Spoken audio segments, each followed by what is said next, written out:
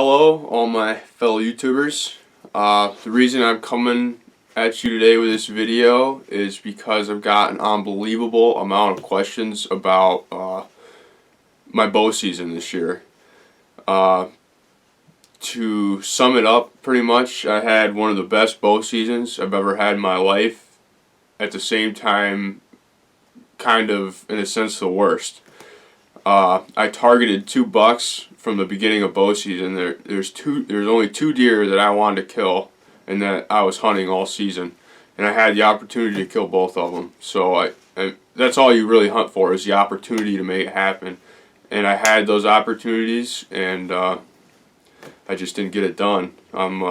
This whole video is going to be about these 2 deer, and the first buck I'm going to talk to you about is a buck that I call Tank, and that's a picture of him right here in the corner of the screen.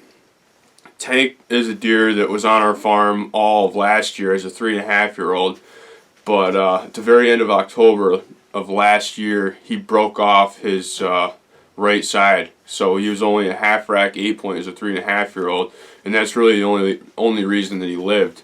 He came out while my brother was hunting one night as a half rack, and obviously he didn't shoot it, and I seen it a couple times, and then actually my grandfather shot at him and missed him, so he was kind of a lucky deer. And anyways, I never actually found his shed last year, but this summer I was watching some of our clover fields, and sure enough, there's Tank. He showed up as a 4.5-year-old and just a stud, just a massive, awesome 8-point, the biggest deer on this part of our farm. And that was a deer that I knew I was going to target, and I did target him, and I was all over him. And I'm going to bring you all that on this video. I had multiple encounters with him. I had him at, the closest I had him at was like 34 yards, but it was dark, past legal shooting light. I couldn't shoot him. But I have never been so all over a deer. I had that deer pinned to a 80-yard section of woods where he bedded, and I had his routine totally figured out, and I didn't kill him, which is unbelievable. But that's hunting for you. The next buck I'm going to tell you about is a buck that I call Mr.Perfect, and this is a deer that was in a totally separate part of our farm. And the reason I call him Mr.Perfect, he's just a perfect 10-point. I mean, his beams are totally symmetrical. Everything's perfect about him. And here's a picture of him in the corner of the screen. And this was a deer that was a 9-point as a 2.5-year-old. And he didn't show up on our farm last year till a little bit later on when the snow started to fall, and he needed food. And he came to our Nebraska food plots. But this year he showed up October 15th. It was the first picture I got of him. I knew right away it was him. He exploded as a 3.5-year-old, and that's what's unbelievable. I know for a fact this deer was only a 3.5-year-old deer, and he was the biggest deer without a doubt on our farm. He was bigger than Tank, but Tank was a more mature deer, and so it worked out good, because whenever the wind was wrong to hunt Tank at our lower farm, I would hunt Mr.Perfect at our upper farm, and the wind, I could always hunt one of these deer with whatever wind we had. And so it was the end of October, and I had an encounter with Mr.Perfect. He came in, it was still, I almost just got up in the tree stand, and this deer chased a doe up to me, and he just had a sixth sense, and he turned around and started walking away, and I never got a shot at it, and I'm going to bring that to you on here too. So I hope you guys kind of enjoy this overview of my bow season. I'm really just bringing you the 2 deer that I was after, and I've seen a ton of bucks this year. The buck-to-doe ratio on our farm is better than ever. I've never in my life seen as many bucks as I saw this year, and a lot of them lived, and you'll see that in my shed hunting videos. I think I'm going to find a lot of good sheds this year. And if you guys want a video like this, there's 2 different bucks that I hunted all rifle season, and I can bring you that action after this video on a next video if you guys enjoyed kind of how I did this video. But hope you guys enjoy it, and be sure to subscribe and like it, and I'll have more videos coming soon. So I hope you guys get a kick out of this. The evening of October 28th, evening of October 30th, evening of October 31st, it's morning of November 1st, it's the evening of November 2nd, it's the evening of November 3rd, the morning of November 4th, morning of November 5th. It's the evening of November 5th. It's the evening of November 6th. The evening of November 11th. The evening of November 12th. It is the evening of November 13th. 16th of November.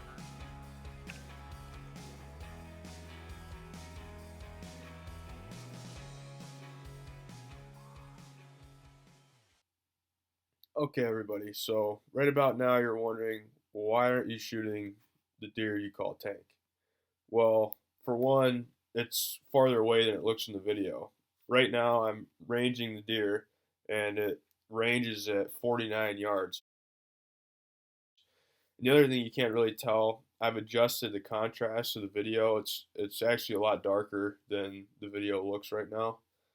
So those are the reasons I didn't take this shot. And it's also the very beginning of the season, and I have this deer pinned. I know where he's bedding, I know where he's feeding, I know how he's getting there. So right now, I'm just trying not to spook the deer and alert it that I'm on to him. I, I'm pretty sure that I'll get another opportunity this deer, so I just let him walk by and I waited till he cleared the field and got out of my stand and left.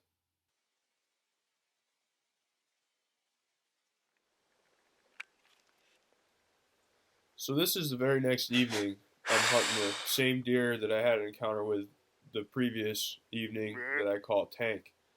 Now I've kind of trying to cut him off in between his bedding area and where he's feeding. And sure enough, right before dark, he comes up out of this bottom where I know he's bedding at, and he's kind of skirting the edge of me. The closer he gets to me, right now where he's standing in this video, he's 53 yards from me.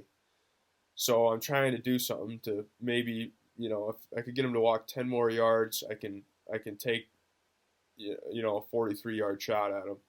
So I'm snort wheezing and grunting, trying to do something to get his attention. And he stands here and looks at me for quite a long time, and then ends up moseying off. And that would be the second encounter I've had with this deer.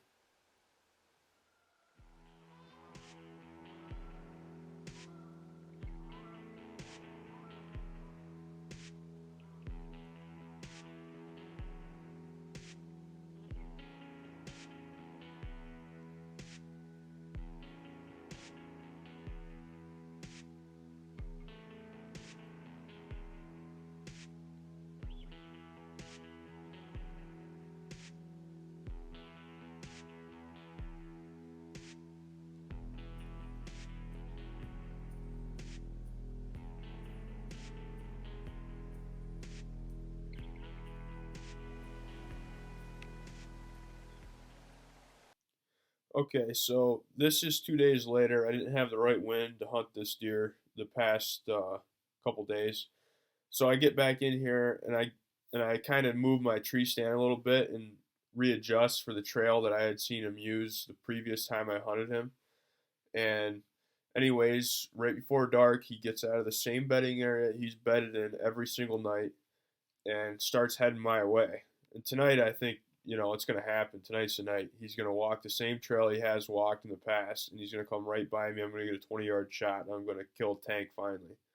Well, anyways, he skirts me. He goes about 43 yards from me along this it's kind of like a ridge line, and he never gives me a hole to kill him. And that's my third encounter with this deer I call Tank.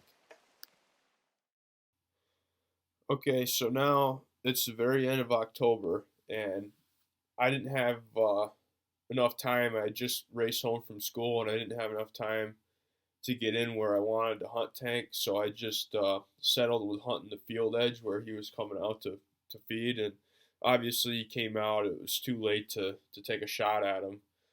But what's interesting about this was the last encounter I ever had with Tank while hunting. I actually did encounter him while I was going up to our upper farm to hunt, and he had chased a doe across into our neighbor's property. And that was the last time I ever seen this deer. I never got another picture of Tank, and I never seen him again. The whole season, the whole rifle season. So it's kind of a sad story that he's gone. I never heard of anybody shooting him or anything. So the deer is MIA, and we'll see this shed season if I find a dead head of him or I find a shed. I would be totally shocked if this deer is still around or alive because I haven't seen anything of him. But this was my last encounter of him. Okay, so now I'm up hunting a deer I call Mr.Perfect on another part of our farm. And I just got up in the tree stand and was getting my camera and everything ready. And look up, here comes a doe. Lo and behold, a shooter buck that I call Mr.Perfect is right on her tail. Right here in this video, he's at about 35 yards. And as you can hear, I just drew my bow back and I need him to take literally 2 more steps to get his vitals. And he turns around, and now I'm trying to do anything I can do to get him to turn broadside. I'm at full draw, and he's not moving anything. I have a shot right now at his neck, but that's not, the ethical shot that I wanted to take. And I figured even if he took 5 more steps away from me, he'd still be, at least 40 yards away, and I'd get a good shot, good clean shot at him. And this deer literally just walked straight away from me, right out of my life. And I did have an encounter with him the very next day, and that was the end of it. I never seen him again, and it's kind of the same sad story with Tank. I literally never seen these deer again. I never got another picture of them. They're gone. So it's just too bad that these deer disappeared. I never heard of anybody shooting them or anything.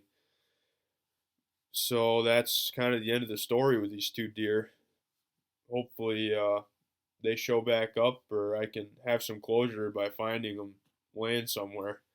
We'll see what happens this shed season.